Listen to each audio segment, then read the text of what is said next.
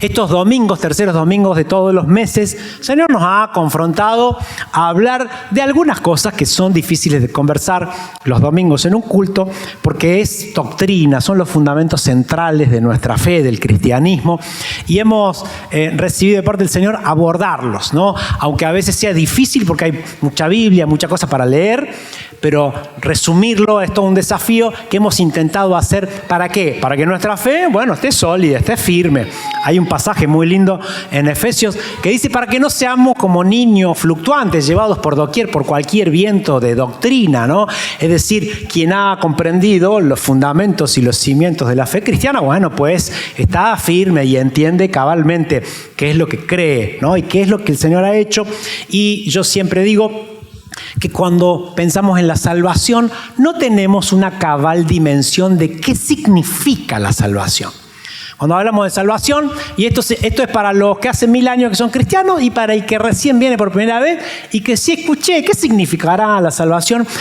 Para los unos y para los otros, la dimensión total de la salvación que el Señor nos ha dado a través de la fe realmente es mucho más grande y tiene muchos más regalos, más bendiciones para obtener si vamos comprendiendo estas verdades que el Señor tiene. Y hoy tengo la cuarta doctrina, esta es la sesión número 4 del curso 100% Cristianismo que damos aquí, y si alguno quiere revisar las anteriores, entra en www.iglesialamisión.com.ar y ahí está la sesión 1, la 2, la 3, que hablamos de salvación, hablamos de la gracia y hablamos del llamado y de la vocación en las anteriores, y hoy nos toca el arrepentimiento, que es una palabra difícil, y ya cuando hablamos de arrepentimiento, algunos ya dicen no me gusta. En el idioma coloquial de cualquier persona común, arrepentirse está mal, el que se arrepintió es el que se equivocó. Hay algunos que dicen no hay que arrepentirse de nada, hay que seguir para adelante, ya vas a ir aprendiendo mientras vas caminando. Y alguna serie de frases que siempre hemos escuchado por ahí entre amigos, y hasta inclusive a veces en las iglesias no se aborda mucho esto porque es un tema, profundo, pero que tiene, digo yo, llaves. Esto es una llave. Así que si vos hoy abrís tu corazón y podés entender la llave que tiene el arrepentimiento en nosotros como personas, como cristianos, y si viniste por primera vez y decís, a ver qué es esto de la iglesia, o alguien te invitó y viniste a chusmear, como a veces pasa, a ver qué hacen estos locos ahí adentro, bájame un poquito la guardia, voy a intentar lograr, si Dios quiere, que algunas palabras que hablemos te hagan pensar, y si el Señor te habla, va a ser de bendición. Y esto va a terminar aquí en el altar orando, porque también hemos entendido que si la profunda reflexión y revelación de la doctrina del Señor nos toca, estamos más allá de una emoción. Síganme acá. Si hoy algo de lo que hablamos te toca, no será por los dotes de oratoria de este pastor. Va a ser porque el Espíritu Santo te ha revelado algo. Y cuando entramos en esa dimensión, pues entonces está pasando algo que nos excede. Porque Dios te ha hablado en lo profundo de tu ser. Y eso tiene que ser cosechado. Tiene que ser abrazado, cuidado. Y por eso después queremos orar todos juntos, los unos por los otros. Así que si algo te toca, ahí cuando invitemos a pasar a orar, pasa. Con confianza, porque vamos a orar. Lo importante que tiene el arrepentimiento, y esto de las llaves que hablamos, es que la Biblia habla mucho sobre el pecado y hemos profundizado sobre esta palabra, y en breves ideas te digo, pecado en la Biblia, cuando habla de pecado, habla de katá, un verbo en hebreo que significa errarle al blanco. Ni siquiera es como hacer cosas muy malas, sino es, en realidad yo quería ir para allá y terminé yendo para allá. No sé si alguna vez te pasó que tomaste alguna decisión tratando de lograr cierto objetivo y terminaste a la otra cuadra. Le erraste al blanco. Y ahí andamos errando. Luego hay otras palabras que se traducen como transgresión, es decir, rompo las reglas. Rompí las reglas y la confianza.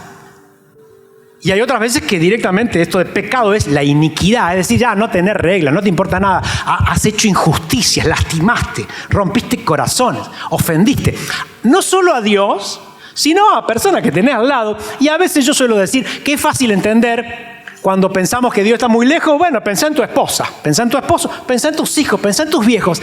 Es fácil entender cómo hemos podido ofender, pecar, hacer transgresiones o iniquidad con los seres que amamos. Y Pablo va a decir en el Nuevo Testamento que pecado es hamartía, es un verbo en griego, que va a decir que es hacer lo que no quiero. O sea, yo sé que esto está mal, yo sé que no me conviene, pero no sé qué me pasa, que voy y lo hago. Esas cosas que tenemos los humanos, ¿no? Que voy a meterlo en el enchufe y ya sé que me agarra la corriente. Bueno, todo esto es pecado. Cada uno póngale, tradújalo a su vida personal, de acá para atrás, y podríamos hablar inclusive de acá hace un rato. Porque insisto, hoy les voy a hablar a los cristianos de 1000 años y a los que recién llegan. Porque esta doctrina y esta llave va a abrirnos puertas de bendición, seas quien seas, estés donde estés en la fe. Algunos quizás van a descubrir las primeras bendiciones de la fe y hay otros que van a avanzar en la profundidad del Evangelio. Pero claro, bueno, gracias a Dios que viene a Jesucristo, y por eso es lo groso de este Cristo que cantábamos recién, que ¿qué viene a hacer Cristo? Único, no había manera por nuestras propias medios ni esfuerzos de lograr ese perdón que nos saque, que nos perdone todo ese desastre que hemos hecho del pecado. Jesús viene entonces a entregar su vida por nosotros, a ofrecer el perdón a todos los que lo acepten, a los que crean en Él. Y siempre predicamos eso y es verdad, pero aquí viene la llave. Vos sabés que hay algo al medio. Entre el pecado y el perdón hay algo al medio que es central, que si no está, pues no hay acceso al perdón. Pues si no está lo del medio, no hay acceso al perdón. No se pasa del pecado al perdón sin mediar el arrepentimiento. Ahí está la llave. Y es una llave constante todo el tiempo. Y siempre decimos que el Evangelio y el perdón y Cristo es una buena noticia. Evangelio significa buena noticia. Sí, pero está antecedida de una mala noticia. ¿Cuál es la mala noticia? Que te tenés que arrepentir. Ahí ya está, ahí ya no me gusta, ahí ya le salió el cordobés. ¿Alguno? Dicen, no, ya está bien, me gustó lo del perdón y esto de que Cristo es gratis y nos bendice y nos limpia de todo pecado y entramos a la vida eterna y a la bendición, pero esto de arrepentirme no me gusta. Bueno, viene con el combo y te quiero explicar la importancia en un minuto más de esto, porque vos sabés que Cristo está precedido por profecías que iban a hablar de que alguien iba a preparar el camino para este Cristo que iba a traer el perdón. Y como si fuese una clase de, no sé, por supuesto, de doctrina y de teología, Marcos capítulo 1 va a hablar de Juan el Bautista. Te cuento algo, Juan el Bautista es quien estaba profetizado que iba a preparar el camino para que viniese Cristo a hablarnos del perdón. Y esta profecía que está en Isaías 40 es cumplida y Marcos capítulo 1 dice, principio del Evangelio de Jesucristo, Hijo de Dios, como está escrito en Isaías el profeta. He aquí yo envío mi mensajero delante de tu faz, el cual preparará tu camino delante de ti. Está hablando de Juan el Bautista, que dice, preparad el camino del Señor, enderezad sus sendas. Y bautizaba Juan en el desierto, dice el Evangelio, y predicaba el bautismo de él. Juan vino a predicar y bautizaba, era conocido como Juan el Bautista porque le decía a la gente que se tenía que antes de que Cristo llegase. ¡Wow! Poderoso. Y alguien podría decir, bueno, listo, pero vino Cristo después, que es el más buena onda de todos, y nos perdonó así a mansalva a todos, y ya no habló más del arrepentimiento, porque eso de arrepentirse, ¿por qué? Tengo que andar cuestionando cosas, en realidad está todo bien, yo hice lo que pude, y Cristo, mensaje número 1, el Cristo, el más bueno de todos, el más buena onda, el primer mensaje, la primer palabra que sale de la boca de Cristo cuando va a predicar el Evangelio de la buena noticia es: arrepentíos porque el reino de los cielos se ha acercado. Eso es Mateo capítulo 4. La primer prédica de Cristo arranca diciendo: arrepentíos. ¡Wow! Mira qué importante que es entonces el arrepentimiento en la doctrina de la fe. Y como si esto fuese poco, y termino con esta parte que subraya la importancia del arrepentimiento, Jesús esboza una de las frases más conocidas y más hermosas que es Juan 3:16, porque de tal manera amó Dios al mundo que ha dado a su Hijo unigénito para que todo aquel que en Él cree no se pierda, mas tenga vida eterna. Es como el pasaje de más amor y mayor gracia, hablando del perdón. Pero en los versículos anteriores Jesús está teniendo una conversación con un tal Nicodemo y arranca diciéndole: Nicodemo, no podés ver el reino si no nacés de nuevo.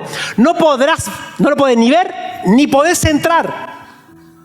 El que no nace de nuevo, ¿y cómo se nace de nuevo a una nueva vida en Cristo? Arrepintiéndote para tener una nueva vida. Entonces, no puede, el que no se arrepiente no tiene acceso al reino. No, pastor, devuélvame mi dinero. Porque no era que era para todos, que era gratis, sí, pero esto es tan central que si no hay arrepentimiento, no hay acceso al perdón. Es decir, me voy a quedar citando promesas, inclusive alabando a un Cristo que perdona los pecados, pero yo sin poder acceder a Él, porque yo no me arrepentí. Decí,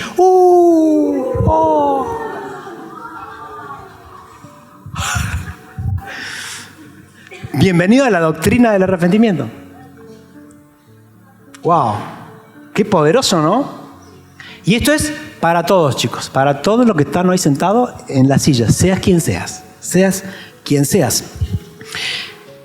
La definición bíblica, entonces, de arrepentimiento es un cambio, una transformación rotunda en mi manera de pensar y, por ende, de actuar. Esto es claramente a través de la fe y a través de Cristo.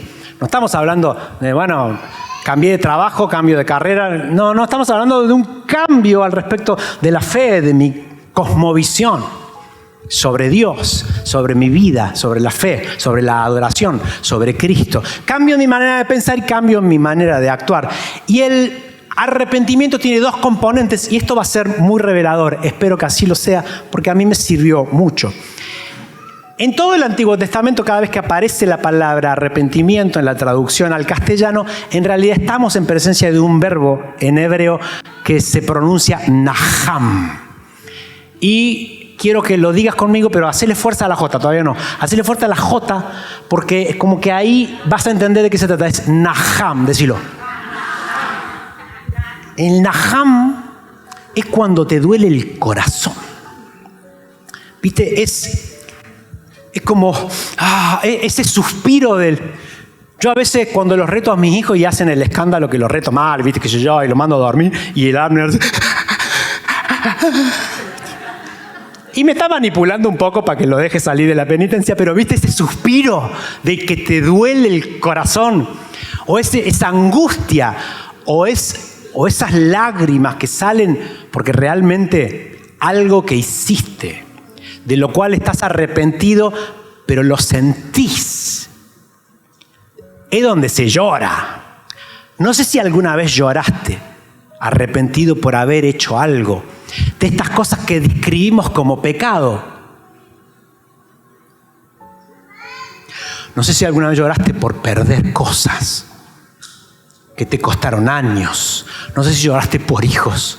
No sé si lloraste por esposos, por padres. No sé si lloraste por vos mismo. No sé si lloraste por matrimonio. No sé si lloraste por trabajo. ¿Viste cuando vos perdí, vos decís, esto no es solo, a ver dónde está, lo perdí. No. ¿Viste cuando te duele? Es naham. Y algunos creen que no está bien esto, pero está en todo el Antiguo Testamento. Mira, te leo solamente 2 o 3. Segunda de Crónicas 7:14 dice: si se humillare mi pueblo, sobre el cual mi nombre es invocado, y oraren y buscaren mi rostro, entonces yo los voy a bendecir. Joel 2:13 dice: por eso pues ahora dice Jehová, convertíos a mí con todo vuestro corazón, con ayuno y lloro y lamento, y rasgad vuestro corazón. Eso es naham. Dios no tiene problema, por el contrario, está ok cuando por habernos equivocado y haber pecado vos rasgás. ¿Viste? Tu corazón es... Wow. Salmo 51:17 dice: los sacrificios de Dios son el espíritu quebrantado. Al corazón contrito y humillado no despreciarás tú, oh Dios. Naham. Y hay muchos más pasajes de estos. Pero luego viene el Nuevo Testamento, y cada vez que en el Nuevo Testamento encontramos la palabra arrepentimiento, va a escribirse como metanoia en el griego. Y metanoia es una palabra que ya trae otro componente. El naham es un componente emocional, pero la metanoia es un componente intelectual, es la mente. Y metanoia es una palabra compuesta que significa, meta es más allá de, ¿no? Tiene que ver con cambio, y noia, por supuesto, es mente, conciencia, pero es más que solo un cambio de mente. Es más allá, es de alguna manera la capacidad que tenemos los seres humanos de extraernos de nosotros mismos, que nuestra mente salga de nosotros mismos y pudiésemos ser observadores de nosotros mismos. Es como que vos sos la conciencia de tu conciencia. ¿Se entiende? Viste, vos decís, te lo dijo tu conciencia, bueno, pero acá vos sos la conciencia de la conciencia. Entonces, de alguna manera es como ver una película, ver la película y en un momento decir, míralo a este, y este sos vos. Mira lo que está haciendo esta otra, y esta otra sos vos misma. Que te estás analizando y podés salirte de vos y poder mirar en detalle, pero mirá lo que estás haciendo, y cuestionarte. Y ese arrepentimiento que viene por la metanoia, una actividad intelectual y mental, también es parte del arrepentimiento en conjunto. Es una capacidad muy interesante. Entonces, cuando también la mente hace la cuenta y la lista, dice, che, mirá, esto está mal, no pude haber decidido esto, mirá cómo me equivoqué en esta y esta otra cuestión. Ahí ya no es que estoy sintiendo dolor, es que intelectualmente no me dan las cuentas de ser tan gil. Perdón por lo de la palabra cuentas. Pues sí, pero veme. Entonces, el arrepentimiento tiene dos componentes, naham y metanoia. Las dos cosas juntas hacen realmente a alguien que se ha arrepentido. Y los pasajes hermosos, que alguna vez los citamos, pero si no te los digo, donde dice metanoia es Jesús en Mateo 9:13, está diciendo, porque no he venido a llamar a los justos yo, sino a los pecadores a la metanoia. Dice el texto original, es a los pecadores al arrepentimiento. Yo vine a llamarte, dice Cristo, a que hagas metanoia. Yo no vine a decirte ni siquiera que sos malo ni que sos bueno. Vine a llamarte a la metanoia. A ver, metanoiate, que sería como una aplicación cordobesista del griego. Metanoiate, y si te das la cuenta, bien. Y si salís culpable, arrepentite. Lo mismo con el naham. Fíjate, si te duele el corazón y si la pensás 2 minutos y te largás a llorar, bueno, date cuenta que le erraste. Y estás en camino de pecado, en camino de muerte. Te has equivocado. Mujer, hombre, joven, adolescente, le erraste. Te está doliendo el corazón y encima no te dan la cuenta. El Señor, dice 2 Pedro 3:9, no retarda su promesa, según algunos tienen por tardanza, sino que es paciente para con nosotros, no queriendo que ninguno perezca, sino que todos procedan a la metanoia, al arrepentimiento. Y así está todo el Nuevo Testamento lleno de estos pasajes. Entonces, de alguna manera, y acá termino con esta parte más quizás intelectual de la doctrina, esto es arrepentimiento. Estuve buscando, porque seguramente yo siempre pienso, si yo estuviera sentado como vos, digo, pastor, lindo lo que dijo, pero no entendí nada. ¿Cómo era lo de la meta qué? Noia, ok, bueno. Entonces necesito buscar la manera de traducirlo con algo práctico que me pasó. Y encontré este ejemplo, que una vez lo conté y lo voy a volver a contar. Esta es una foto de Abner, mi hijo, el más chiquito.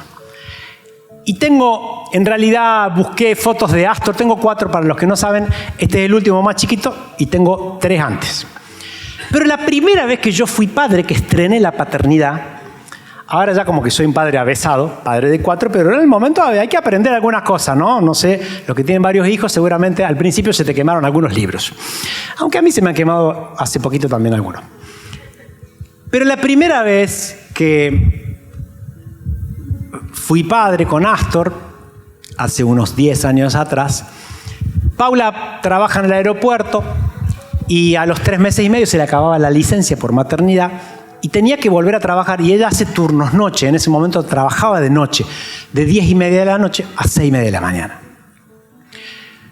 Y viste el nene, 3 meses y medio, el padre puede ser el verdulero, el carnicero, puede ser un tío, un amigo, porque la cosa es con la madre, ¿no?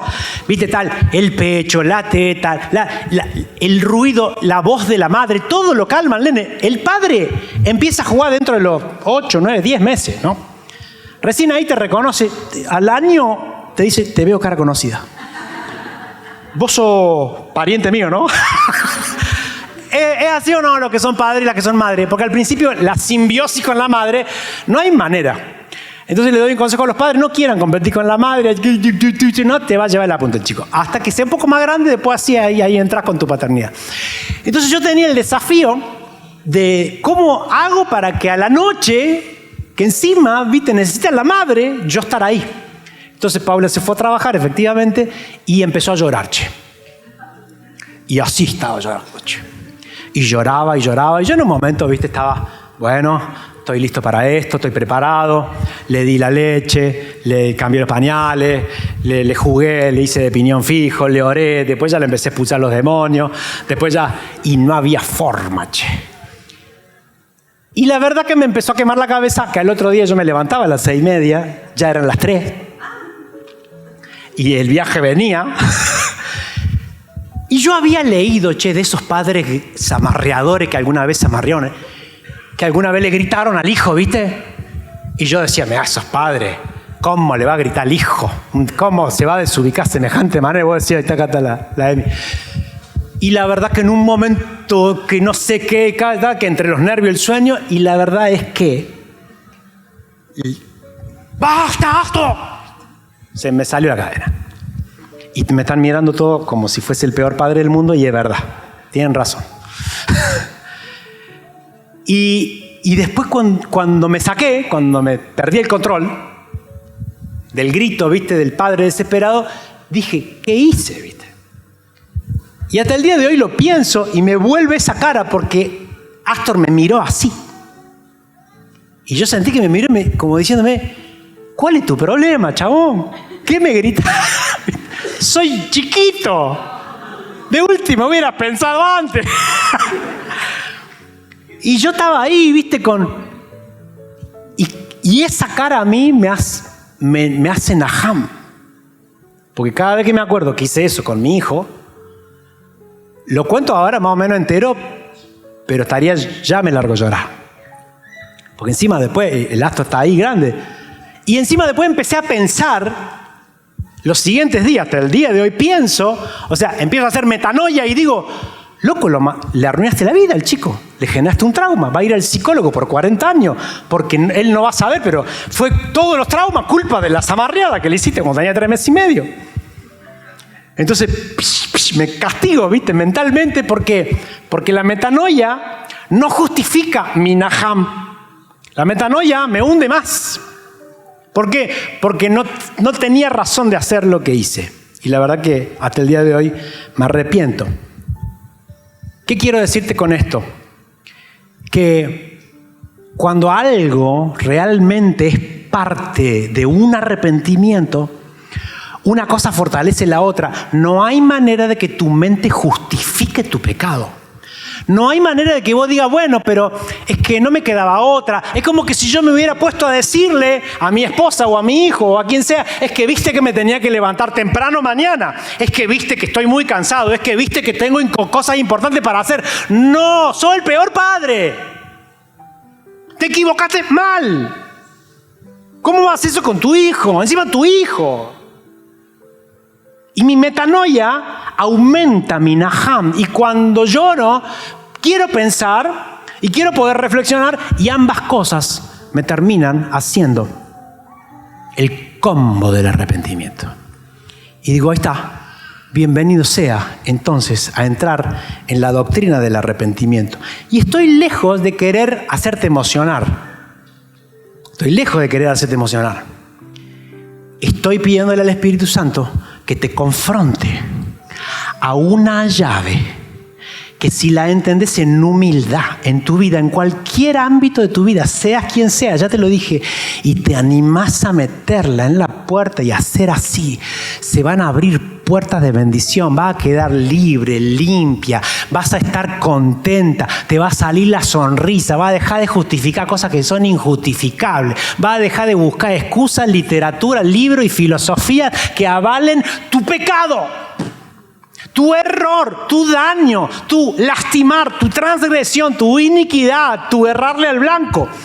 Y eso no te lo digo ni para señalarte qué malo que sos, porque me estoy señalando a mí mismo, sino para decir, qué bueno sería de acá en adelante, pues, estar dentro del camino, estar dentro del riel, acertarle al blanco, que haya alegría en nosotros y entrar a la dimensión del perdón en su plenitud. Que el Señor nos perdone, que nosotros podamos perdonar, porque el perdón cuando nos es dado, podemos darlo. ¿Sabes por qué hay gente que le cuesta perdonar? Porque no ha sido perdonada por Dios. Cuando el perdón te es dado, cuando entraste en el ámbito del perdón por el arrepentimiento, pues entonces, bueno, te andas ofendiendo tanto por cualquier cosa. ¿Por qué? Porque como sos una persona perdonada y estás en el ámbito del perdón, o sea, te moves en el ambiente, en el fluir, es como un pez en el agua del perdón, pues entonces, ¿qué me vas a ofender? Ahí tenés, te perdono, yo sigo mi vida. Pero si no, quedás atado, marchitado. Y el pecado aumenta. Por eso, la llave. Pero te quiero dar entonces 4 pasos, y ahí voy, para que entiendas entonces que hay como un proceso del arrepentimiento. Si esto te llama la atención, bueno, hay un proceso y que quizás no lo has hecho en todas las áreas de tu vida y esto puede ser de bendición. El primer paso del arrepentimiento es el reconocimiento del error. Hay muchos que dicen, no te analices, no te cuentes las costillas. No pienses mucho en tu vida pasada, en lo que acaba de pasar o en lo que pasó ayer. Y la verdad es que el Señor nos manda, si pues nos examinásemos a nosotros mismos, no seríamos juzgados, dice 1 Corintios en el contexto de la Santa Cena. ¿Lo tienen ese pasaje? Pues entonces, hazte la lista. Entonces, hablando de anécdota personal, cuando cumplí 40, que fue justo cuando asumí el pastorado, me hice una lista, agarré un lapicito y un papelito, me senté tranquilito con un termo de mate y me puse a hacer la lista de donde yo jamartía, ¿viste? Donde yo hago lo que no quiero, donde hay algo que a mí me domina, que yo sé que está mal, que no lo quiero hacer, pero no lo puedo dejar. Y yo era un cristiano de la media para arriba, Ya era el hijo del pastor, ya tenía 1000 años de ministerio, pero dije, yo no puedo asumir el pastorado ni pasar a la siguiente etapa si yo no me examino a mí mismo y hago una lista y reconozco el error, porque antes, a los 39 y 360 días, yo estaba diciendo, bueno, así son las cosas, y el Señor te perdona, y Él acepta, y Él entiende, Él nos entiende, el Señor nos conoce. Claro que te conoce, pero no te va a justificar, porque tu error es error. Entonces hice la lista, y puse en la lista varias cosas. Y cuando las puse dije, ¿para qué las puse? ¿Cómo las saco ahora? Porque no eran fáciles. Y yo hasta el día de ese momento, bueno, las justificaba. Pero empecé, puse cosas con lo que miraba, puse cosas con la sexualidad, puse cosas con el alcohol, con los amigos, con ciertos comportamientos que no me sumaban nada, me restaban, me debilitaban. Y los anoté. Y reconocí que en mí me restaban, que me hacían errarle al blanco, que me desconcentraban. Y que allí no podría ir a un lugar certero porque sí o sí iba a tener un peso o una desviación. Y dije, esto lo tengo que reconocer, está mal, punto. Dice Mateo 21, 28, una de las parábolas más cortitas que hay. Pero ¿qué os parece? Un hombre tenía 2 hijos y acercándose al primero le dijo, hijo, ve hoy a trabajar en mi viña. Pero respondiendo él le dijo, no quiero. Pero después arrepentido fue. ¿Esto qué quiere decir? Que si uno puede analizarse y hacer esta metanoia de la que hablamos, aún habiéndose equivocado, teniendo comportamientos equivocados, uno puede corregirte porque te arrepentís y entonces cambiás. Reconocer el error. Entonces, si vos te animás a hacer esa lista, pues te la recomiendo. Después te recomiendo también que tengas un pastor que te acompañe en ese proceso, pero es importante. No, iba a hacer una pregunta para que levantes la mano, pero no levantes la mano. Pregunta retórica para que no levantes la mano. ¿Vos sabés cuáles son tus debilidades y tus errores?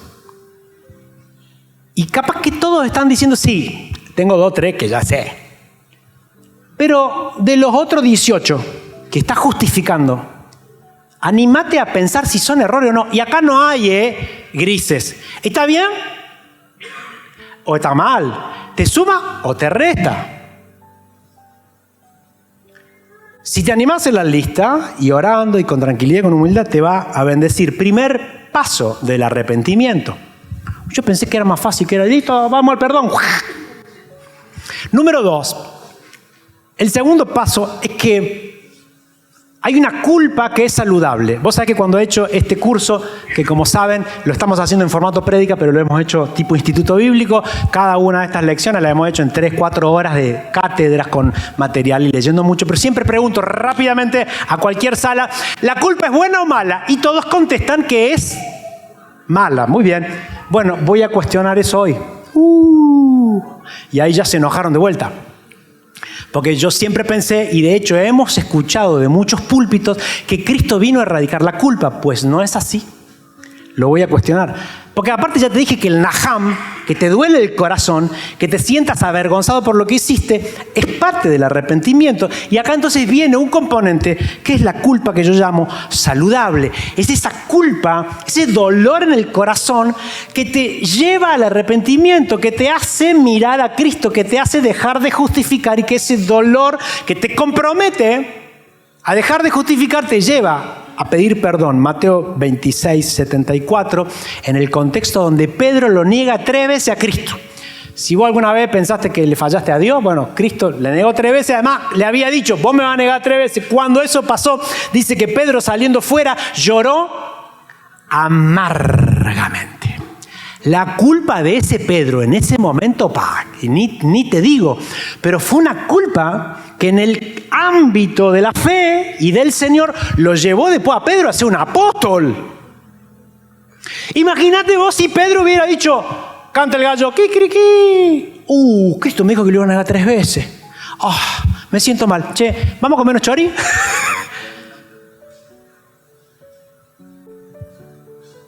¿Que no te duele nada? Y anoté. ¿Acaso nos parece correcto que nada duela?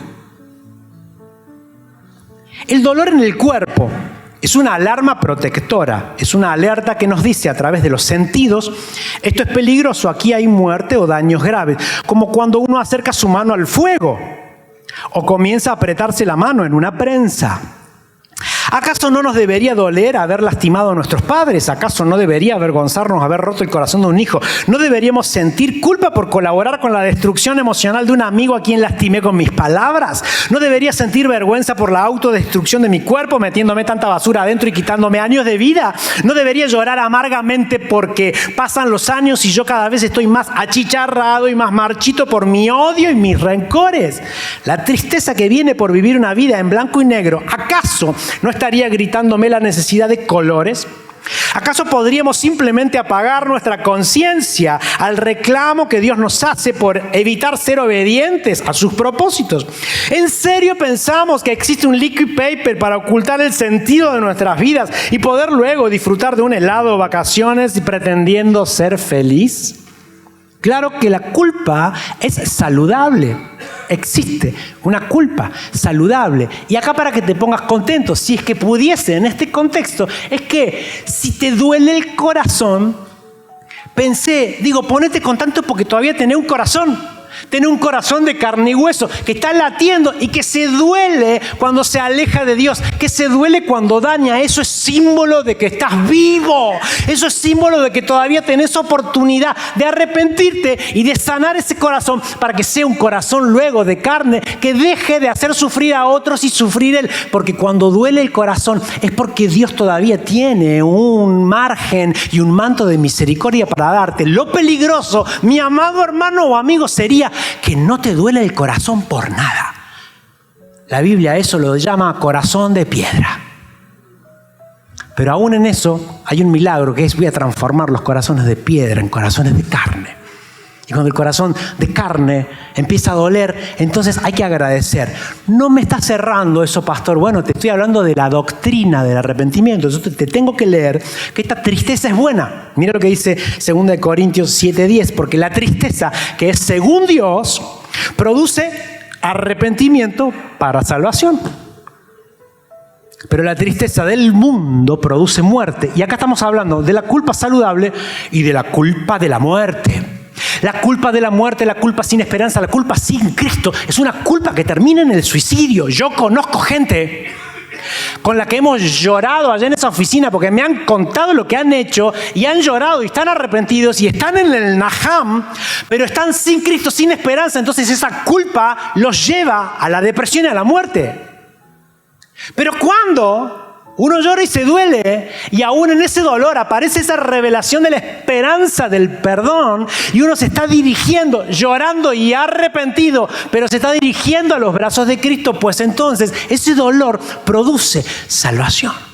Así que si hoy, por alguna razón, te duele el corazón, o el Espíritu Santo te trae a memoria cosas que hiciste o pasaron y eso te está achicharrando, se raja tu corazón, ponete contento porque el Señor tiene una esperanza para vos y una bendición. Dale un aplauso al Señor por eso.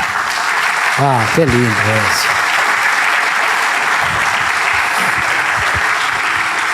Rápido, pues, los dos últimos pasos, el tercero y el cuarto, es que hay que tomar una determinación. El hijo pródigo, parábola que voy a abordar al final.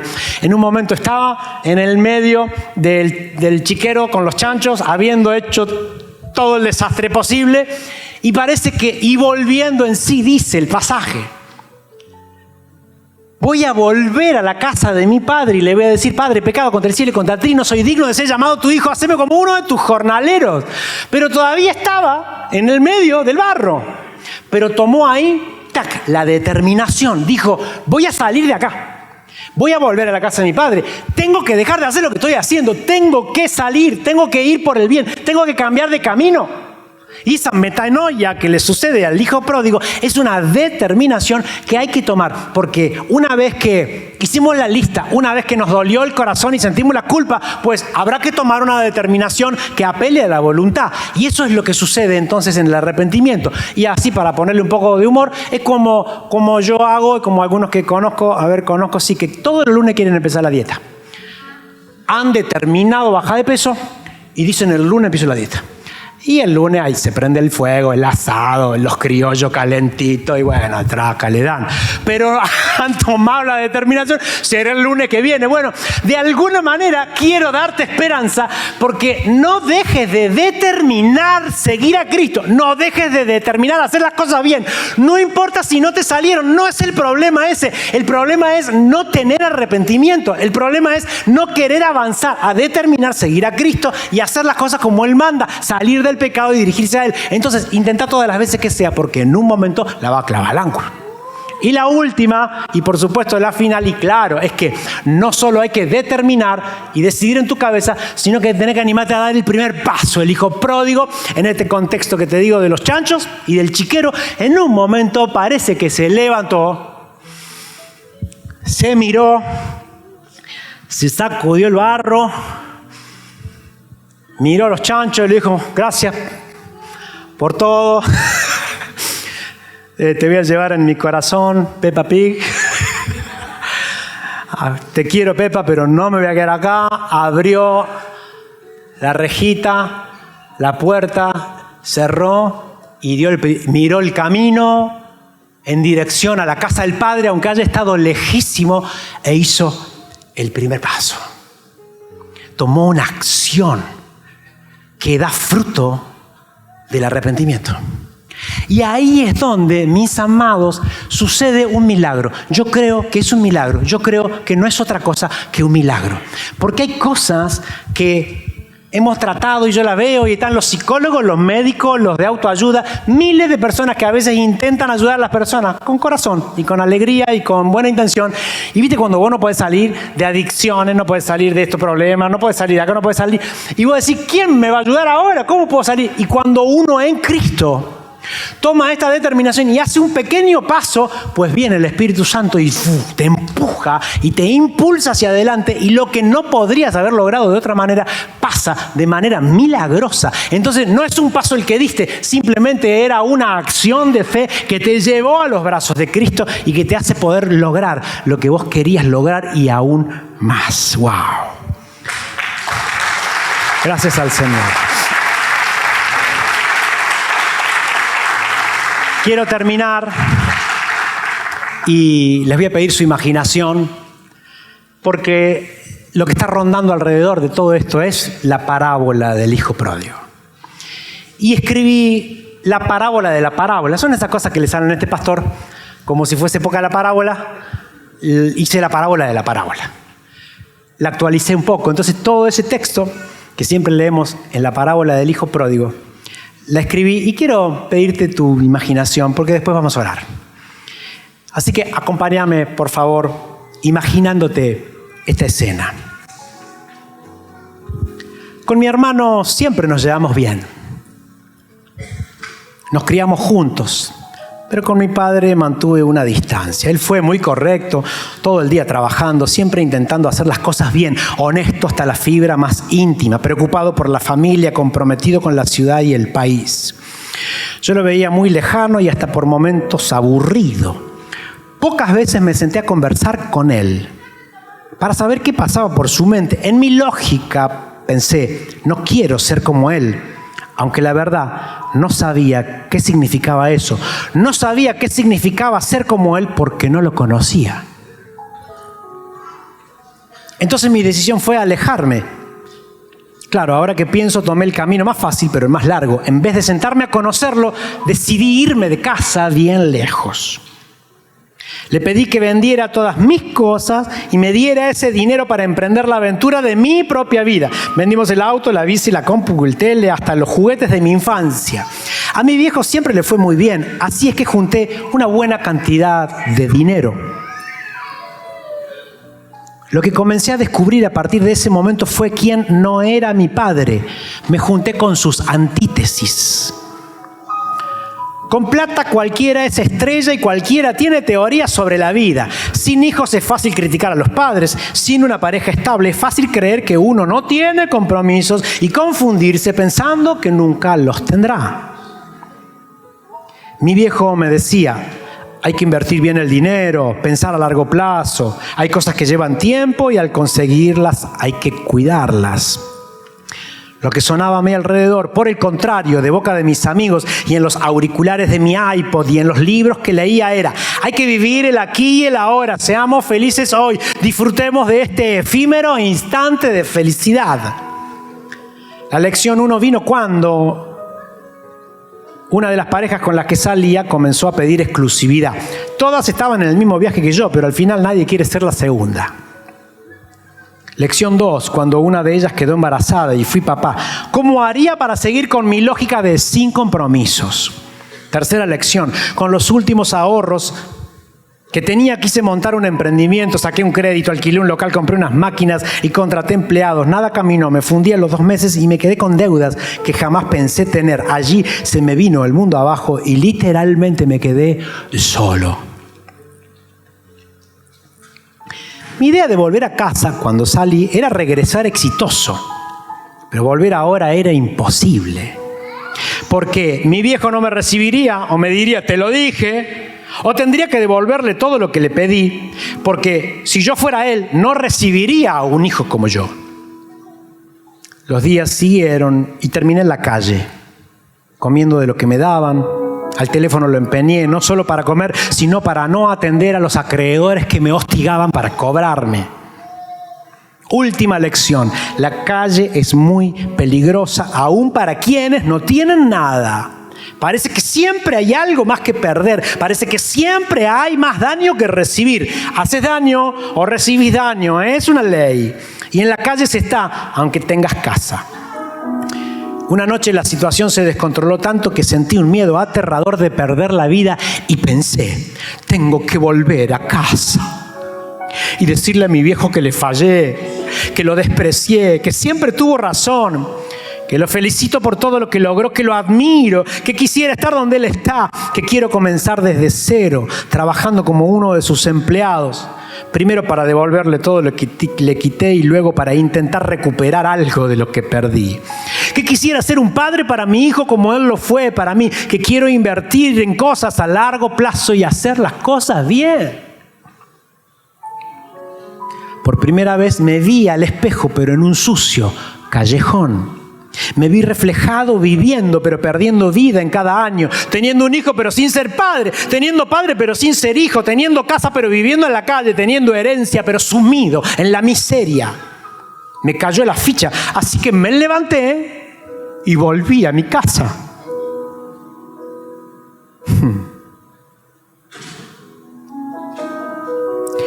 Mi viejo tenía un sillón donde siempre se sentaba a leer. Después me enteré que cuando me fui lo puso frente a la ventana para ver si yo volvía. Cuando llegué tenía mi discurso muy practicado, tenía todo estudiado. El problema es que había armado un discurso para un padre que no conocía.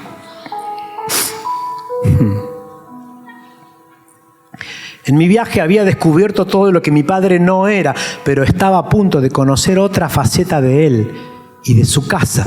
Mi viejo me vio desde la ventana y salió corriendo, lleno de alegría. Había orado por mí todos estos años. Corrió rápido, lo más rápido que sus viejas piernas le dieron. Corrió como un niño que va a recibir un regalo. Corrió sin pensar más nada que llegar a destino para evitar pensamientos incorrectos, para no darle tiempo al error que todos estos años había triunfado en mi mente.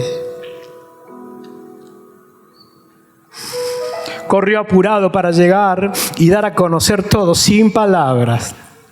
Solo con una meta coronada por un abrazo y un silencio lleno de lágrimas de felicidad que formaban un mar de misericordia y perdón. Se me colgó del cuello y me besó. Yo apenas pude tragar, rompí el silencio y comencé mi estudiado discurso. Pero él, sin ignorar mis palabras, no me dejó terminar. Me miró con tanta alegría que con su mirada me dijo todo. Sus ojos me dijeron: hijo, no me hacen falta tus palabras, con tu sola presencia en casa es suficiente. Su voz tapó la mía diciendo: tu ropa te está esperando en el placar de tu habitación. Tengo un anillo para darte, zapatillas nuevas, y vamos a hacer una fiesta porque estabas muerto y has revivido. Te había perdido y hoy te he encontrado. Y allí, recién allí, conocí quién era mi padre. Conocí la dirección de mi verdadera casa y amé más que nunca la persona en la que desde ese momento me convertí. Cierra tus ojos. Señor, hemos dicho lo que había que decir. La doctrina fue dada. Pero ahora, Señor, tus brazos se abren. Tu mirada por la ventana de tu casa santa sigue esperando a tus hijos que regresan arrepentidos porque nadie me dijo antes que arrepentirse era tan hermoso.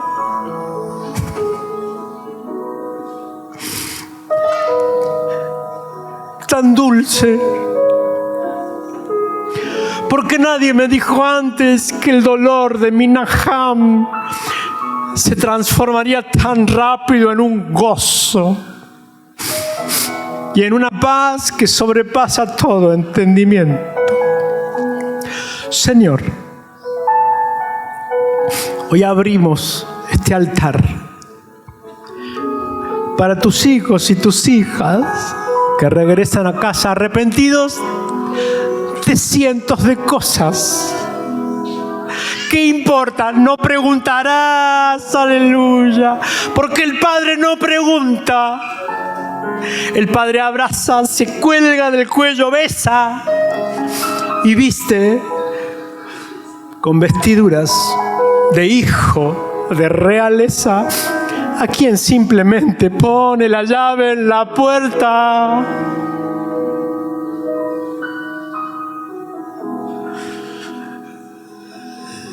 La gira y con el arrepentimiento le es abierto toda una dimensión de perdón y gracia. En el nombre glorioso de Jesús. Yo te quiero invitar a que